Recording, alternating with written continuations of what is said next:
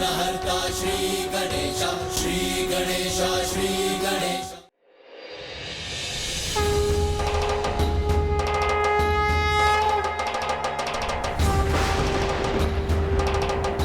चोर, चोर, मेरी पोटली को चोर लेके भाग गया।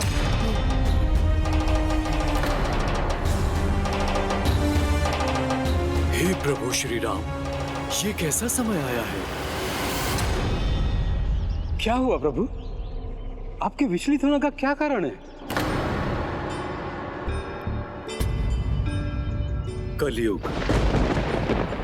कलयुग के प्रथम चरण में ही धर्म पर अधर्म की काली छाया चारों दिशाओं में छाती जा रही है। यदि ये धर्म का अंधकार ऐसे ही बढ़ता रहा तो वो दिन दूर नहीं जब काम, क्रोध, लोभ और अहंकार लोगों का भोजन और भजन होगा। संबंधों की कोई भी मर्यादा नहीं होगी, ना ही कोई किसी का सहारा बनेगा और ना ही कोई आसरा देने वाला होगा। ना ही किसी के प्रति आदर होगा और ना ही किसी का आशीष रहेगा। शिष्टाचार, संस्कार और भक्ति को परिहास का विषय माना जाने लगेगा। दूसरे मनुष्यों से नहीं, सभी को वस्तुओं से ही प्रेम होगा। प्रकृति का विनाश प्राकृतिक आपदाओं और महामारी के रूप में सामने आएगा। सर कोई भी नहीं ढकेगा, किंतु नाक और मुख ढकना अनिवार्य होगा। अविवेक तो तब भी नहीं मिटेगा।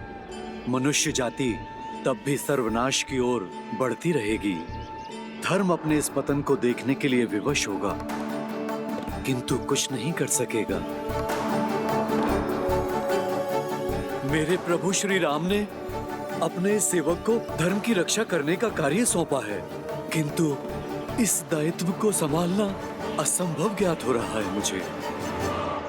इस कलयुग में अधर्म की धारा को अकेले रोकना कैसे संभव होगा?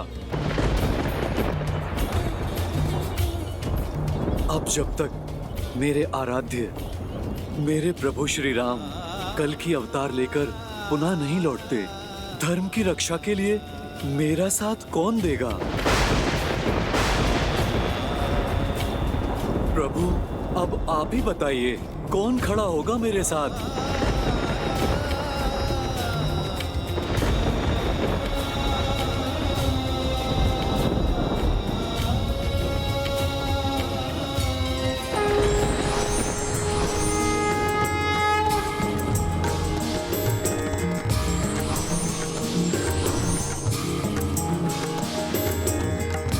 माता,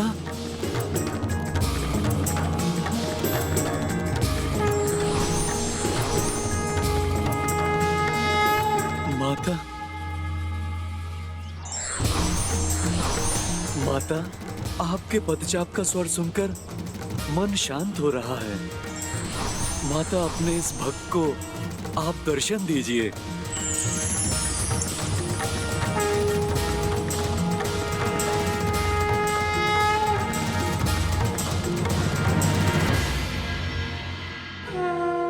प्रणाम माता। हे भक्त शिरोमणि हनुमान, चिंता आपके मुख पर शोभा नहीं देती। आप तो सभी की चिंता, कष्ट और दुख को हरने वाले हैं। अब मैं शीघ्र ही आपके साथ होंगी, तो आपकी सभी शंकाएं दूर हो जाएंगी। क्या आपको स्मरण नहीं? प्रभु श्री राम ने आपसे क्या कहा था? मुझे स्मरण है माता। उन्होंने कहा था, जब तक मेरे प्रभु कल की अवतार लेकर कलयुग में अवतरित नहीं होंगे, तब तक मैं आपके अवतरित होने पर आपका रक्षक और आपका सहायक बनकर रहूंगा। माता, किंतु वो कब होगा? आप धर्म की रक्षा करने के लिए कब आएंगी? वो समय अब निकट है भक्त शिरोमणि हनुमान। अब मैं जम्बू द्वीप स्थल में शीघ्र ही अवतरित हुई और नियति के अनुसार कलयुग में मेरा आविर्भाव एक धार्मिक, निष्ठावान भक्त के द्वारा होगा। और वो भक्त है श्रीधर, और वो भक्त है श्रीधर।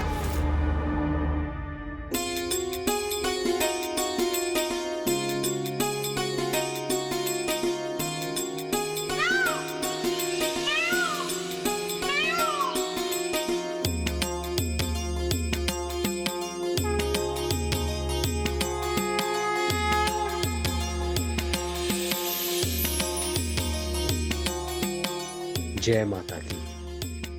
सद्गुरु का स्वामी है, विकार रहित है, नियमित भजन और पूजन करता है। अधिक समृद्ध ना होने पर भी सदा पूजन भजन और दूसरों की भलाई में तत्पर रहे।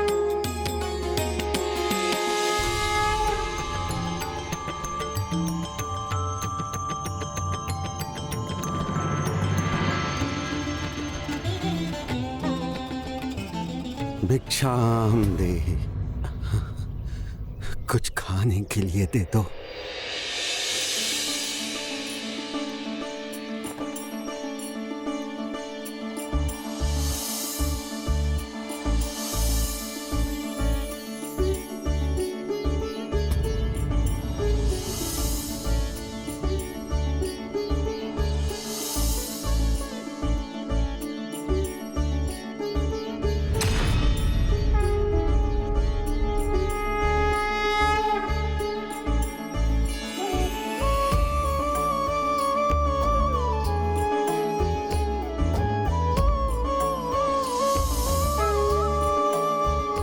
जय माता की।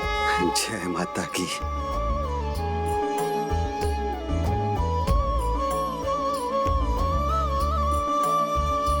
स्वामी, घर में जो कुछ भी खाने के लिए था बस वही था जो आपने दान दे दिया। चिंता मत करो प्रिया, माता रानी की कृपा अवश्य होगी। हमें पर्याप्त भोजन अवश्य प्राप्त होगा। आओ प्रिया।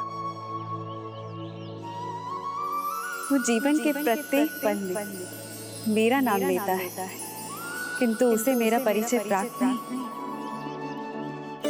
जय माता की।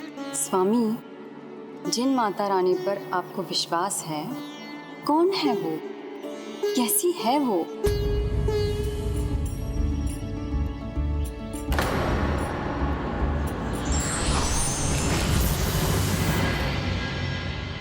मुझे ज्ञात होता तो मैं आपको अवश्य बताता प्रिया, किंतु माता रानी का स्वरूप मैंने भी नहीं देखा। मैं तो उनका नाम भी नहीं जानता, लेकिन मुझे ये पता है माता रानी अपने भक्तों पर कृपा करती है। माता रानी का नाम मुझे बल देता है, मुझे उत्साह, उमंग और आशा से भर देता है। माता, ये कैसे विचित्रता है। वो भक्त जिसे आपका परिचय भी प्राप्त नहीं, वो आपका इतना अटूट भक्त भला कैसे हो सकता है? भक्ति में भक्त अपने आराध्य को जाने बिना ही उसके आभास मात्र ही उसे पहचानता है। जैसे तुम जन्म से ही अपने प्रभु श्री राम के नाम की धुन में रमे हुए थे। अब तुम्हें भी कहाँ पता था कि वो कैसे हैं और कहाँ हैं, उनका स्वरूप क्या है। बस राम नाम ही तो लगन थी तुम्हारी। किंतु जिस दिन तुम्हें उनका परिचय प्राप्त हुआ, तुम्हारी भक्ति को एक नई दिशा मिली। माता, मुझे तो ऐसा लगा था जैसे इस हनुमान का जन्म भी उसी दिन हुआ हो। वैसे ही अब भक्त श्रीधर का जन्म होने वाला है। आज हम उसे बस श्रीधर के रूप में जानते हैं, किंतु जब तक उसे मेरा परिचय कराने वाला नहीं मिलेगा, वो मेरा भक्त कैसे बनेगा? और मुझे भक्त नहीं मिला तो कलयुग में मेरा आविर्भाव कैसे होगा? इसीलिए हनुमान, ये अत्यंत महत्वपूर्ण कर्तव्य किसी को तो निभाना ही होगा। माता, मैं समझ गया, ये कर्तव्य मैं अवश्य निभाऊंगा। माता, आप तो बस आशीर्वाद दीजिए मुझे।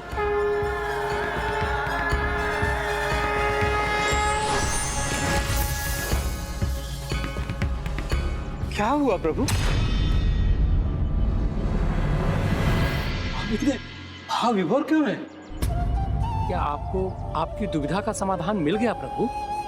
तो हमें भी बताने की कृपा करें कि कलयुग में मनुष्य के लिए स्वार्थ से मुक्ति का साधन क्या है प्रभु? भक्ति,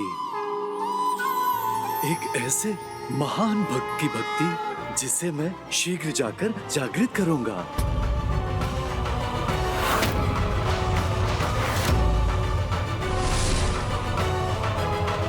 जय श्री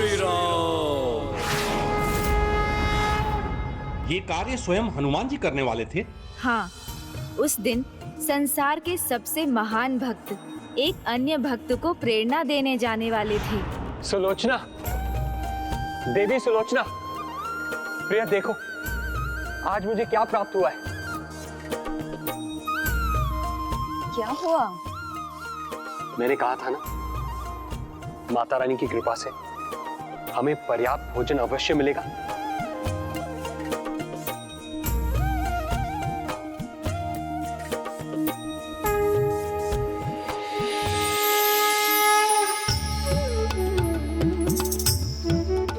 ये देखिए,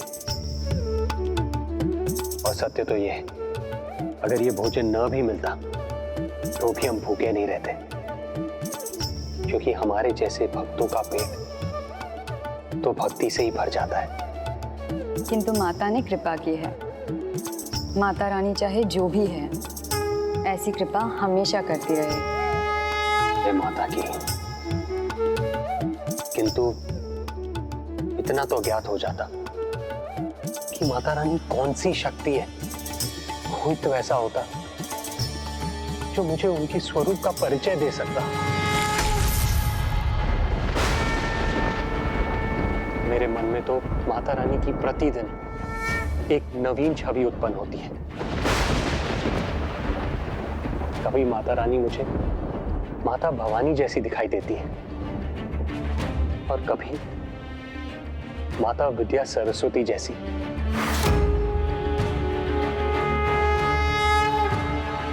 और कभी कभी माता रानी का नाम लेते ही माता लक्ष्मी की आकृति आंखों के सामने आ जाती है।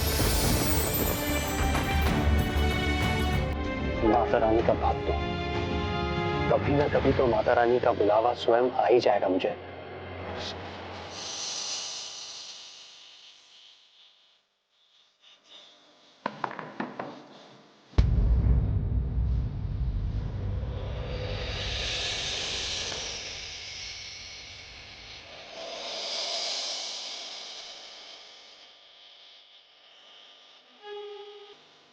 प्रणाम ब्राह्मण देवता।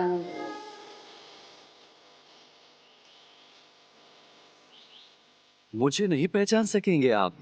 यहाँ पर आज ही आया हूँ। आपके घर से माता रानी का नाम सुना, इसीलिए खींचा चला आया आपके द्वार। ब्राह्मण देवता, आपका स्वागत है। भोजन के समय आप मेरे द्वार पर पधारे हैं। आपका स्वागत करना मेरा कर्तव्य है। मुझे मेरा कर्तव्य निभाने दीजिए प्रभु। भीतर आइए, पधारिए। विराजिए। मेरी पत्नी सुलोचना आपको भोजन परोस देंगी। रुकिए, इतनी शीघ्रता क्यों? थोड़ी श्वास तो लेने दीजिए।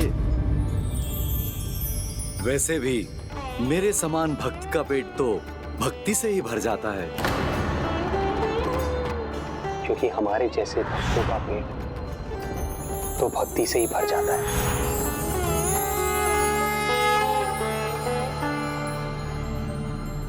आप तो अंतर्यामी प्रतीत होते हैं। ऐसा लगता है जैसे माता रानी ने स्वयं आपको भेजा।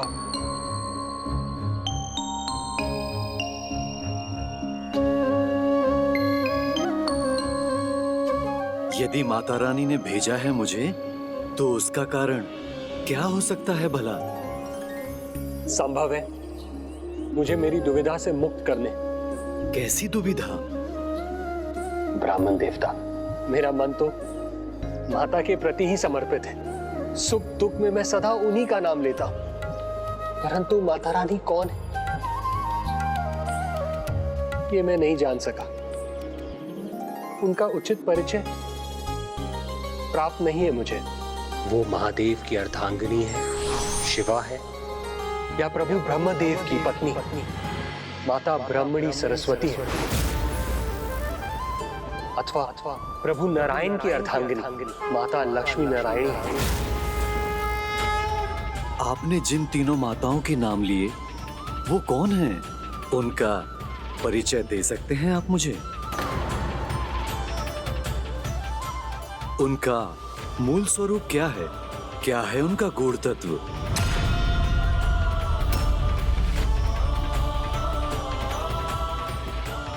माता आदिशक्ति।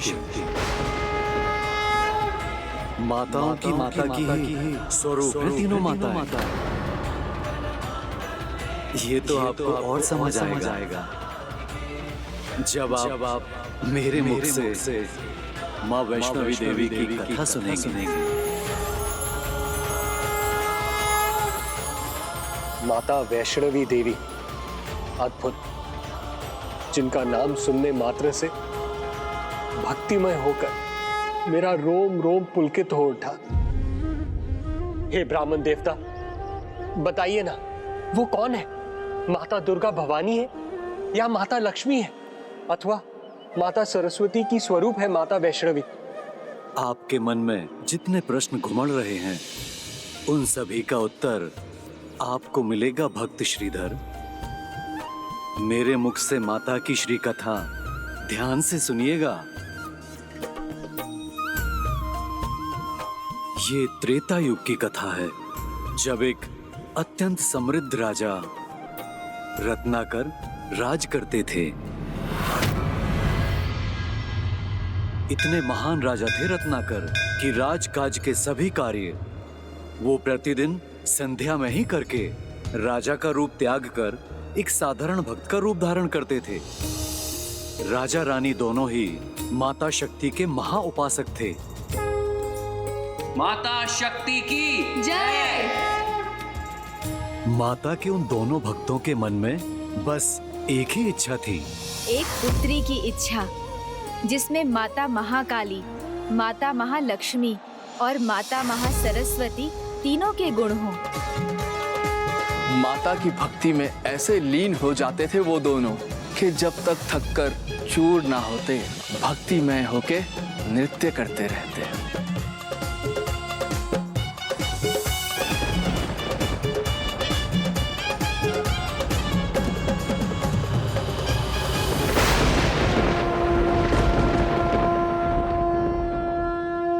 माता शक्ति की जय। माता शक्ति की जय। माता शक्ति की जय।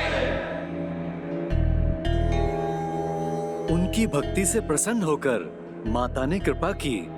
शीघ्र महारानी ने गर्भ धारण किया और फिर जब वो जन्म देने के निकट थीं, तो एक रात्रि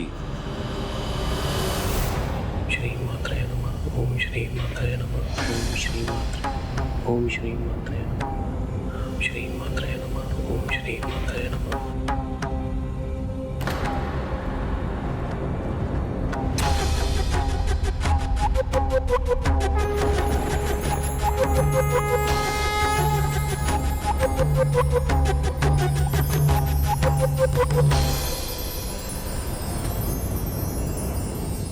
प्रणाम माँ, आपका स्वागत है।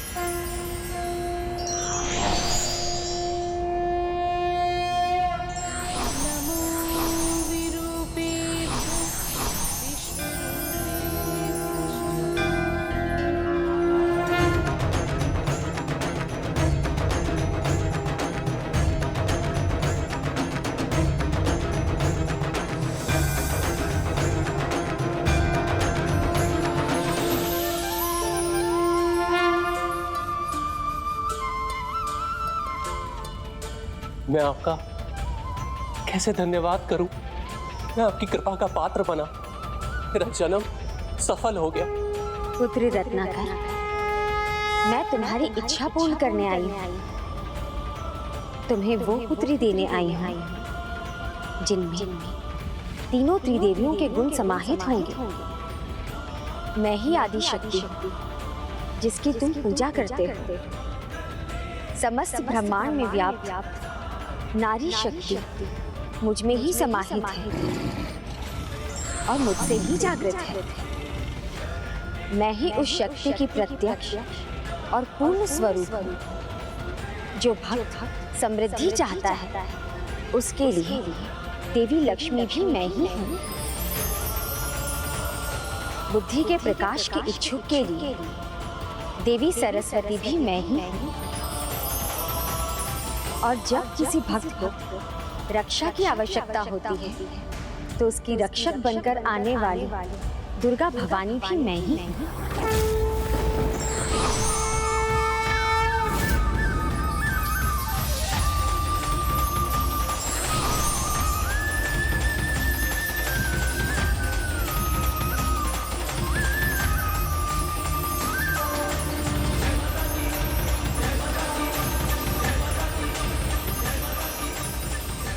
आपके दर्शन से मेरा जीवन धन्य हो गया। पुत्र रत्नाकर, मेरे तीनों रूप एक साथ एक नवीन रूप लेंगे। तुम्हारी पुत्री ही होगी मेरी वो स्वरूप।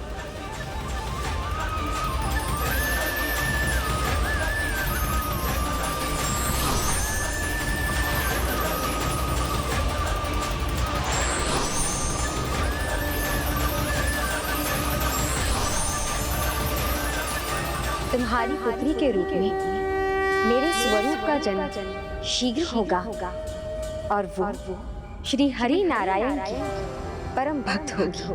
धन्यवाद माता।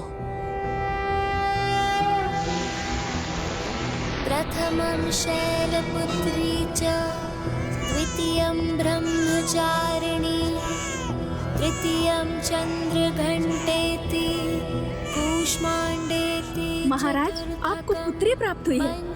स्वयं माता के समान दिव्यता से परिपूर्ण है ये। कात्यायनीति च सप्तमं कालरात्रि। स्वामी, हमारी पुत्री का नाम क्या होगा? नवमं सिद्धिदात्री च। वो महान विष्णु भक्त होगी, इसलिए उसका नाम रखना वैष्णवी। स्वामी, आप कुछ कहते क्यों नहीं? क्या रखे अपनी पुत्री का नाम?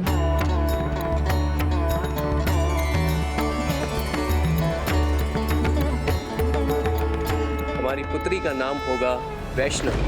वैष्णवी। वैष्णवी। वैष्णवी।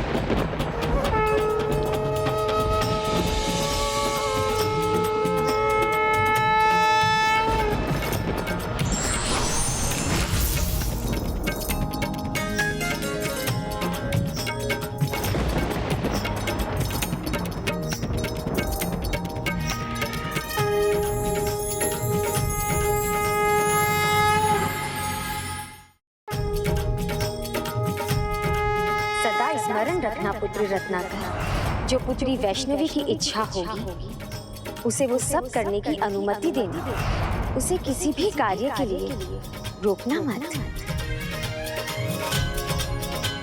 जो आज्ञा माता। जय माता दी। नारी अन्नपूर्णा है, अर्थात माता पार्वती की रूप है। समृद्धि देने वाली माता लक्ष्मी है और ज्ञान प्रदान करने वाली माता सरस्वती भी। जब वो नारी अन्याय के विरुद्ध खड़ी हो जाए तो स्वयं माता दुर्गा का रूप भी धारण करती है। ऐसी अपार नारी शक्ति से संपन्न माता वैष्णवी का जन्म हुआ था। आप सत्य कह रहे हैं, किंतु आगे क्या हुआ गणेश जी? और हनुमान जी को उनके बारे में कैसे ज्ञात था? भविष्य में जब वो सुभग और शिष्ट युवती हुई तो राम भक्त हनुमान को ही नहीं अपितु स्वयं श्री राम को भी माता वैष्णवी देवी के दर्शन के लिए आना पड़ा था। और जैसे जैसे वो बड़ी होती गईं, प्रभु श्री नारायण की भक्ति में डूबती चली गईं, और यहाँ तक कि प्रभु भक्ति के सिवाय उन्हें कुछ नहीं सूझता था। दिवस हो या रात्रि उनके मुख पर सदैव प्रभु विष्णु जी का ही नाम रहता था, और वो जो भी करती वो प्रभु विष्णु जी की पूजा और सेवा के लिए ही करती थी। ओम विष्णवे नमः।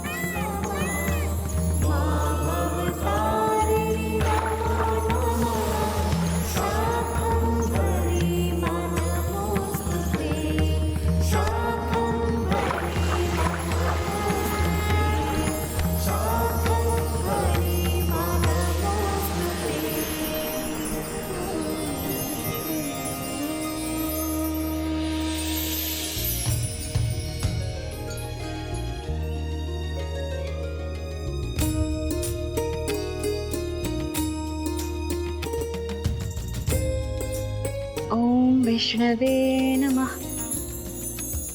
ओम विष्णवे नमः। ओम विष्णवे नमः। ओम विष्णवे नमः।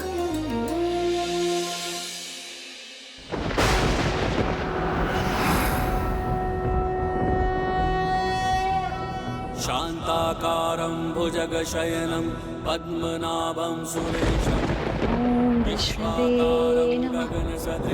ओम विष्णवे नमः। लक्ष्मीकान्तं कमलनयनं ओम विष्णवे नमः। वन्दे विष्णुं भवभयहरं सर्वलोकैकनाथम्।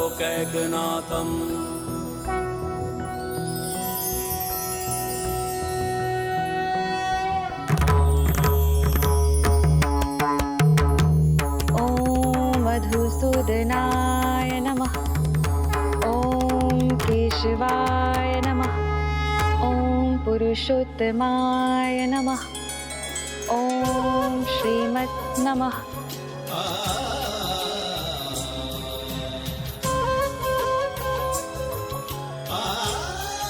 ओम मधुसूदनाय नमः।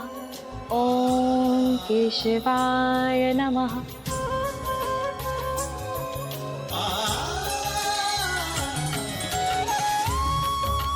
नारायण नारायण, अद्भुत।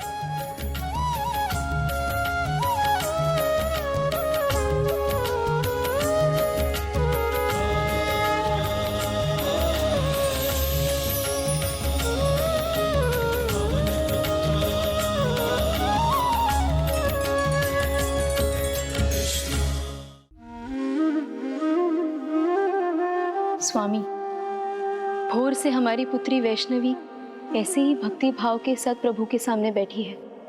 पलके तक नहीं झपकी है उसने। हमारी पुत्री विष्णु भक्त है, उसे अपने पूजा का पूर्ण अधिकार है।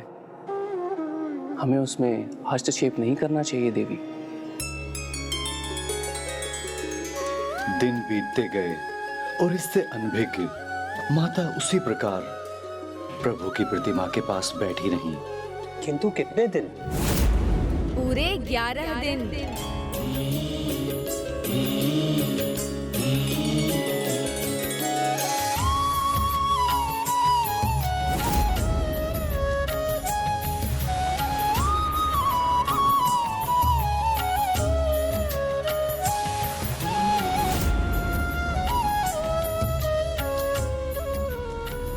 स्वामी, 11 दिन बीत चुके हैं। अन्न जल सब त्यागे बैठी है हमारी पुत्री। कहीं उसे कुछ हो गया तो? उसकी भक्ति पे मुझे भी पूर्ण विश्वास है, किंतु ये तो अब अति हो रहा है। हमें कुछ करना होगा स्वामी। महारानी, भक्ति तो भक्त और प्रभु का सीधा संबंध होता है, उसमें हम कौन होते हैं रोक टोक लगाने वाले? वो पुत्री है मेरी, मैं उसे इस अवस्था में नहीं देख सकती स्वामी, नहीं देख सकती। महारानी,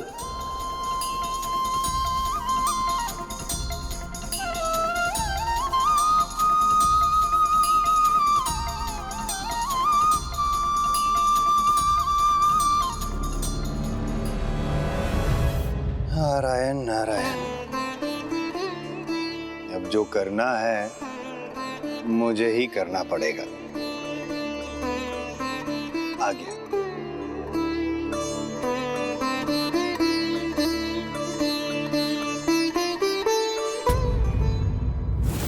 स्वामी, आप उसे नहीं रोकेंगे, किंतु बिना जल और अन्न के ऐसे कितने दिन जीवित रह पाएगी हमारी पुत्री? रहेगी देवी, अवश्य रहेगी। जैसे इस थाल में रखे दीपक बिना घृत के प्रज्वलित हैं, उसी तरह हमारी पुत्री की जीवन ज्योति को कुछ नहीं होगा।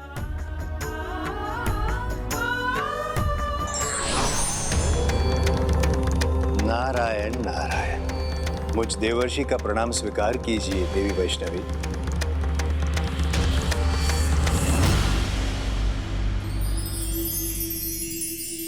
प्रणाम देवर्षि। आपको देखकर मेरे प्रभु के निकट होने का आभास हो गया। प्रभु के परम भक्त के दर्शन पाकर मैं कृतार्थ हुई। नारायण नारायण। क्या आपको प्रभु ने भेजा है? देवी, आपके मधुर स्वर का आकर्षण ही ऐसा है कि मैं स्वयं खींचा चला आया।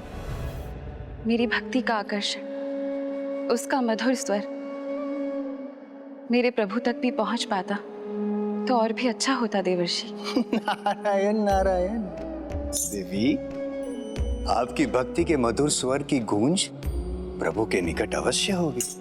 उन्होंने भी आपको उनकी भक्ति में इस प्रकार अन्न जल का त्याग कर बिना पलक झपकाए डूबे हुए अवश्य देखा होगा। किंतु मैं तो बालपन से मेरे प्रभु की आराधना कर रही हूँ, तो मेरे प्रभु मुझे दर्शन देने क्यों नहीं आए देवर्षि? क्या हुआ देवर्षि?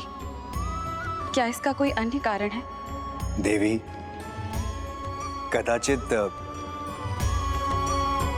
कदाचित आपको ज्ञात नहीं कि प्रभु श्री हरि नारायण ने अयोध्या नरेश श्री राम का अवतार लिया है।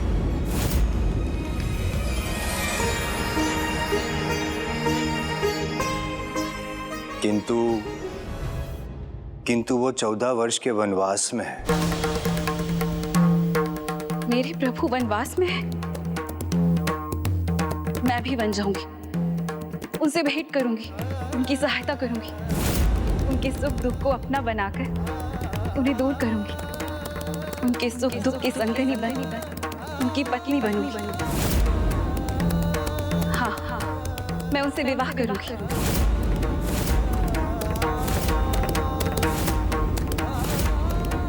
ये तो उन्होंने अत्यंत कठिन प्रण ले लिया था गणेश जी। हाँ पुष्पदंत जी, माता वैष्णवी का यही प्रण भविष्य में उनके आविर्भाव एवं भक्त श्रीधर से उनकी आराध्य माता वैष्णो देवी के मिलन का माध्यम बना।